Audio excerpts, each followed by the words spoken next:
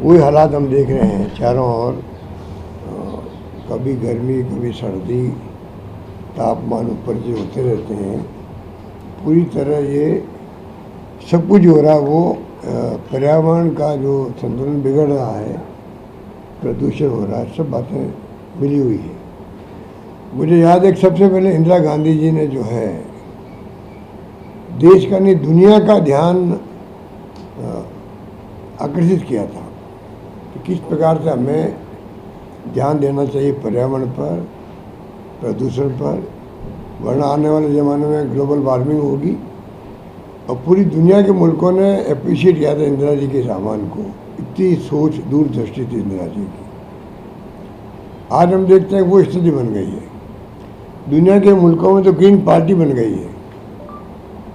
Green party बनना, political party के रूप में बनना बड़ी बात है। इसका मतलब वहाँ की राजनीति जो है उसमें एक पार्टी पूरी तरह समर्पित अपना वो कर रही है पर्यावरण प्रदूषण को लेकर, वृक्षारोपण को लेकर के।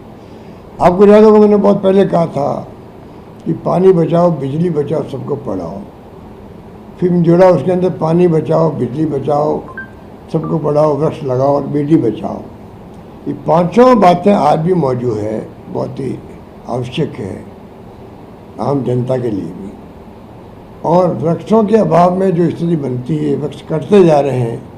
अभी अंडमान निकोबार का जो राहुल जी ने इश्यू बनाया है, उठाया है, उस पर भारत सरकार को ध्यान देना चाहिए गंभीरता से। बहुत ही राहुल गांधी जी ने जाकर के वहाँ पर पूरी तरह जांच पड़ताल करके पूरी बात समझ करके उसके बाद में इसको इशू बनाया।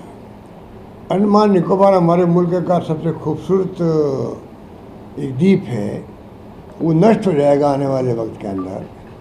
ऐसे कई उदाहरण मिलेंगे आपको जहाँ पूरी तरह राज्य सरकारें हो चाहे केंद्र सरकार हो, इनकी टॉप प्रायोरिटी का वक्त आ गया कि बचाना है आने वाली पीढ़ियों के लिए देश को, देश की धरती को, देश के मिजाज को, देश के पर्यावरण को, देश के क्लाइमेट को।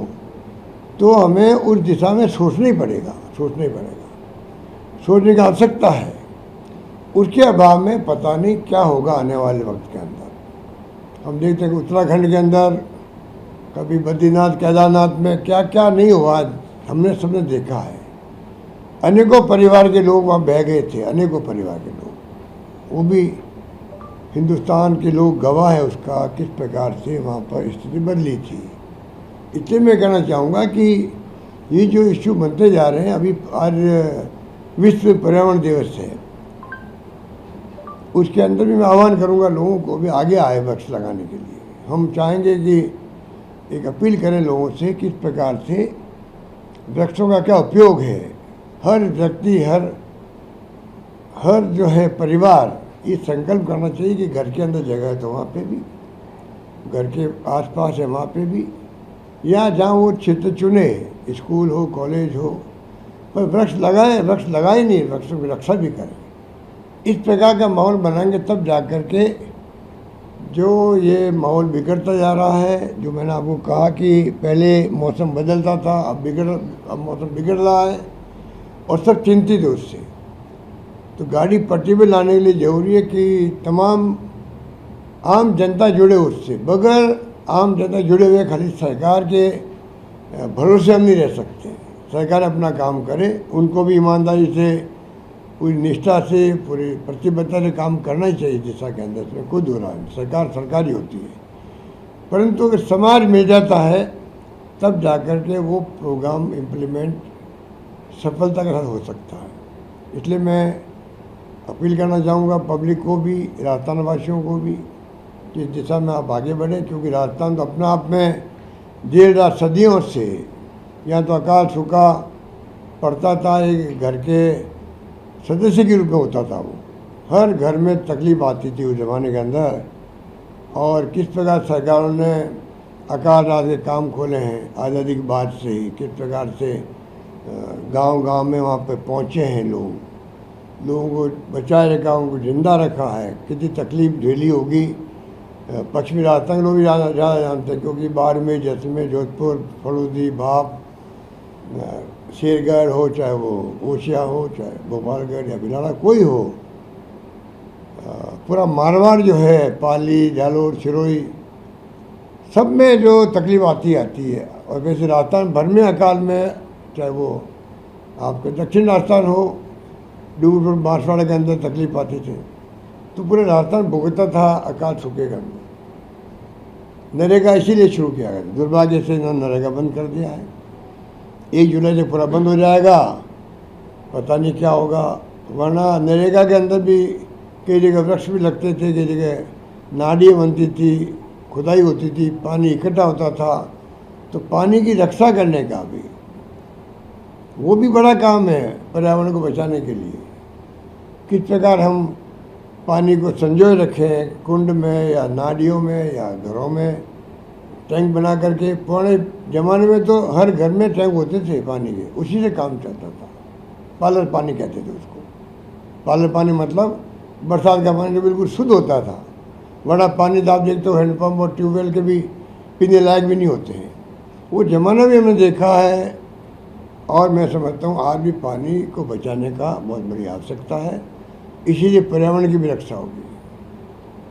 मुझे उम्मीद है कि राजस्थान में लोग इस बात को समझेंगे। वक्त आ गया है, इस साल तो और देख रहे हैं, पर ये जो वर्ल्ड रिकॉर्ड बन रहे हैं उसमें भी हिंदुस्तान में राजस्थान बहुत ज़्यादा ये डिस्टर्बेंसेस है। मौसम का भी बदलाव है, मौसम बिगड़ता जा रहा है, वो भी हमारे सामने है। इन सब बातों को ध्यान रखते हैं हमारे संकल्प लेने का वक्त आ गया। धन्यवाद। सर, पर्यावरण का इशू आपने उठाया, आपने अरावली का भी इशू उठाया था, ट्वीट भी किया था, तो क्या कुछ ये जुड़े हुए हैं? अरावली का माइनिंग हो रही है वहाँ पर इलीगल, जुड़े हुए हैं। हमने जो आह्वान किया तो मुझे खुशी है कि पूरे देश के अंदर इशू बना अरावली का, और सुप्रीम कोर्ट को रेस्क्यू माना पड़ा। सरकार समझ गई थी कि ये पब्लिक इशू बन चुका है, और सरकारी जो अधिकारी थे उसके अंदर, उनसे मैंने बात भी करी उस वक्त में, पर वो समझा नहीं पा रहे हम लोगों को कि किस प्रकार जो फैसले हुए थे पहले अरावली को लेकर के 100 मीटर का, वो तो डिजास्टर हो जाता। दुर्भाग्य से हमारे मंत्री जो कई बार मेरे पर आरोप लगाते हैं, और मुझे इसमें राजनीति नहीं करनी है, चाहे आप सही का चले जाओ चाहे कहीं चले जाओ। जो जिस प्रकार फैसले करवाए हैं यादव जी ने, राजस्थान के लोग और अलवर के लोग उनसे उम्मीद नहीं करते थे कि हमारा अपना जो मंत्री है केंद्र में, फॉरेस्ट का भी है, पर्यावरण का भी कोई मंत्री है मैं समझता हूँ, तो वो होकर के भी बजाय इसके यहाँ जनता को आवाज़ उठाए, वो खुद ही रक्षा करेंगे, वनों की रक्षा भी करेंगे, इलीगल माइनिंग नहीं होने देंगे, पर्यावरण को बचाएंगे। पर पता नहीं क्या कारण है मैं नहीं कह सकता, पर लोग कई तरह के आरोप भी लगाते हैं। ये स्थिति अच्छी नहीं है, उनको समझना चाहिए। अभी भी समय है, वो समझ जाए। अलवर के अंदर बहुत आक्रोश है, गांव के अंदर बराबर मेरे पास मैसेज आते रहते हैं। और अभी तो सुप्रीम कोर्ट ने लगा रखी रोक, अभी बनाई कमेटी कल परसों, उसका हम स्वागत करते हैं। तो उसमें भी ज़्यादातर लोग जो है ऑफिशियल लोग हैं। हम चाहेंगे जो एक्टिविस्ट लोग हैं उसको उस कमेटी में लेना चाहिए। तो सरकार में अगर ईमानदारी है, और ईमानदारी से वो चाहते हैं रक्षा हो पर्यावरण की भी और वनों की भी, और जो शिकायतें हैं अलवर में और पूरे प्रदेश में वो शिकायतें समाप्त हो, तो केंद्रीय मंत्री जी को चाहिए कि वो खुद जो कमेटी सुप्रीम कोर्ट ने बनाई है या मंत्रालय ने बनाई है, मुझे पूरा इसका ज्ञान नहीं है, वो कमेटी में खाली ऑफिशियल नहीं, एक्टिविस्ट जो सुप्रीम कोर्ट के खुद के पास में है, कई कमेटी सुप्रीम कोर्ट ने पहले बनाई है, वो एक्टिविस्ट आज देते हैं, वो सुप्रीम कोर्ट उसके अकॉर्डिंग टू फैसले में विचार करता है। तो मैं समझता हूँ कि बहुत ज़रूरी है कि इस दिशा में आगे बढ़ा जाए। सर, अभी हाईकोर्ट ने 2 महत्वपूर्ण फैसले दिए। पहले पंचायत राज चुनाव को लेके कहा कि चुनाव कराइए। अब फैसला दिया है कि आपकी सरकार का जो काम बदल दिया था, इस सरकार ने OTS जैसा महत्वपूर्ण मुद्दा था जहाँ पुल बनना था, तो और टिप्पणी भी की है कि इस तरह के जो सरकार कोई काम करते उसको बंद नहीं किया जा सकता, कॉन्ट्रैक्ट खत्म नहीं किया जा सकता। इसको लेके क्या करें? अब उसके बारे में क्या कमेंट करें, इन सरकार को समझ में आ नहीं रहा है। सरकार बदली कई बार है, हम आए वापस सरकार के अंदर। 2 बार वसुंधरा जी थी, वापस हम लोग आए। पहले भैरू सिंह शेखावत थे, तब भी हमने सरकार बनाई। बहुत भारी बहुमत से बने। उस वक्त तो 156 लोग आए कांग्रेस के और 32 पे लगे भैरवी की सरकार।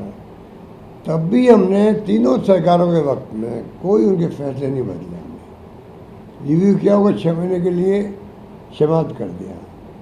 और ये सरकार ने बड़े बड़े प्रोजेक्ट रोक रखे हैं, बल्कि उद्घाटन भी नहीं कर रहे। मुझे तो आश्चर्य होता है। मैंने खुद ही मुख्यमंत्री जी अभी मेरी चर्चा हुई, टेलीफोन से बातचीत हुई थी बर्थडे पर।